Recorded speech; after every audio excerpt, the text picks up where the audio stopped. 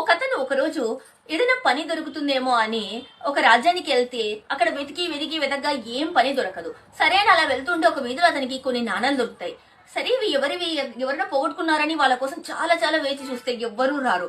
సరే ఏం చేయాలని అక్కడ గుడి దగ్గర ఎవరో అడుకునే వాళ్ళు ఉంటే వాళ్ళకి ఇచ్చేసి వెళ్దాం అనుకుంటుండగా రక్షక భటులు అందరూ వచ్చి అతన్ని పట్టుకుని, పద నువ్వు దొంగతనం చేసావు అంటే, అయ్యో నేను దొంగతనం చేయలేదు, నాకు ఇలా దొరికితే నేను వాళ్ళకి పంచిపెట్టాను, నేను వాడుకోలేదు అంటే, నీకు ఇది కాని వస్తువు నువ్వు తీసుకోవడం నీ తప్పే కదా పద అంటే అతడు భయపడుతూ రాజు ఏం శిక్షిస్తాడు అంటూ అలాగే వెళ్తాడు. వెళ్తే అక్కడ రాజు మంత్రి ఇక్కడ ఉన్నాడు అంటే, నేను ఇక్కడే ఉన్నాను అని అడుగుతాడు. అంటే అదేంటి ఈ వేషంలో ఉన్నావు రక్షక భటుల వేషంలో అంటే, అయినా నేను చెప్పిన పని ఏం చేసావు, ఒక మంచి కోశాధికారిని ఎతకమన్నాను కదా అంటే, ఇదిగో ఇతడే కోశాధికారి అంటే, ఇదేంటి ఇతడు నేరస్తుడు కదా అంటే, కాదు అని జరిగిందంతా చెప్తాడు. చెప్తే అప్పుడు రాజు కరెక్ట్ పర్సన్ ని వెనుకున్నావు, ఇతడు నిజాయితీ ధర్మబుద్ధి అన్ని ఉన్న వ్యక్తి, ఇతడు కరెక్ట్ గా సరిపోతాడు అని చెప్పి అతన్ని ఆ రాజ్యానికి కోశాధికారిని చేస్తాడు. అతని పని దొరికి రాజ్యంలో దొరికినందుకు చాలా సంతోషపడతాడు.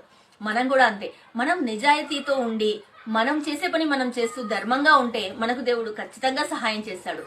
మనము ఏదైనా జరిగితే అయ్యో దేవుడు ఎందుకు ఇలా చేశాడు నాకు అనుకుంటాం, కానీ దేవుడు అది మనం మంచికే చేశాడని మనకు తర్వాత తెలుస్తుంది. ఏదైనా దేవుడు మన మంచికే చేస్తాడు.